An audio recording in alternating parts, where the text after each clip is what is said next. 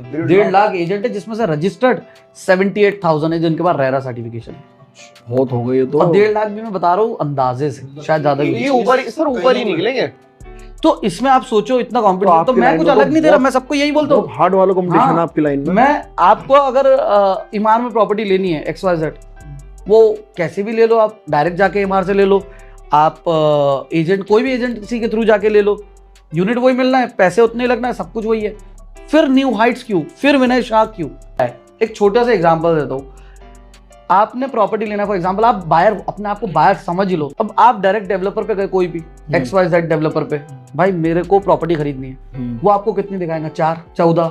हाँ जी, उससे ज्यादा है ही नहीं, कोई भी बड़े से बड़ा डेवलपर हो। हाँ जी, वो आपको वो बताएगा जो उसके पास है अवेलेबल, जाहिर से, और उसको ही बड़ा चढ़ा के बताएगा। मैं आपको पहले पूछूंगा आपको क्या चाहिए क्या आपको चाहिए क्या? अब आपका भी सेम बिजनेस है भाई, गारमेंट का भी यही है भाई, शादी के लिए कपड़े चाहिए, खुद की शादी के लिए चाहिए, दूसरे की शादी के लिए चाहिए, दूर के रिश्तेदार के लिए चाहिए, क्या चाहिए वो उस हिसाब से। हाँ, तो वैसा हमारा आपको एग्जैक्टली क्या चाहिए? इन्वेस्टमेंट के लिए चाहिए, एंड यूजिंग के लिए चाहिए, अच्छा चाहिए, कितने लोग फैमिली में है, बच्चों की स्कूल कहाँ पर है, कौन सी क्लास में है, आपका जॉब कहाँ पर है, बीवी जॉब करती है नहीं करती है, वो करती है तो कहाँ करती है, ये सारे सवालों के जवाब पहले मैं लूंगा। पैसे है कितने, कितना महीने का आप पैसा दे सकते हो, वो चीज़ सब समझने के बाद 200, 250, 300 डेवलपर जितने हैं उसमें से आपको मैं 10 प्रॉपर्टीज शॉर्ट लिस्ट करके बताऊंगा आपके रिक्वायरमेंट के हिसाब से। इनिशियल पार्ट बहुत छोटा ही है।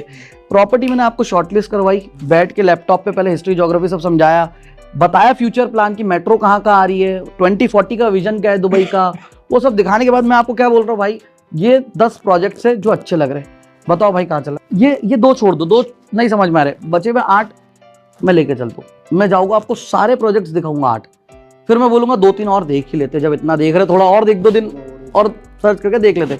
वो देख लिया, उसके बाद आप शॉर्टलिस्ट करोगे, उसके बाद दिमाग खिचड़ी बन जाएगा। फिर मैं बोलूँगा अच्छा अब एलिमिनेशन स्टार्ट करते, कौन कौन से नहीं चाहिए वो 4 हटा दो, फिर बचते 4 या 5, एक बार फिर चलो फिर देख कर आएंगे, अच्छा फिर जाएंगे, फिर इन डेप्थ नॉलेज लेंगे उसका। जो एक बारी में कंप्लीट नहीं होती ना कोई भी चीज, क्योंकि देखो ना, आपको मैंने 10 प्रॉपर्टी दिखाई, अब कंफ्यूज भी तो हो गए, एकदम से नहीं सिलेक्ट हो तो अब जो 5 समझ में आई है वहां जाके देखेंगे, फिर उसके 5 में से 2 कोई एलिमिनेट करेंगे, 3 एलिमिनेट करेंगे या जो भी है, सबका अपना अपना तरीका है। हाँ, फिर उसके बाद आप बताओगे कि यार मेरे हिसाब से मुझे ये अच्छी लग रही, विनय भाई आप बताओ आपके हिसाब से कौन सी प्रॉपर्टी अच्छी है और क्यों, फिर मैं बताऊंगा आपको कि कौन सी है क्या है, फिर आपकी चॉइस है आपको कौन सी लेना है, पहली चीज।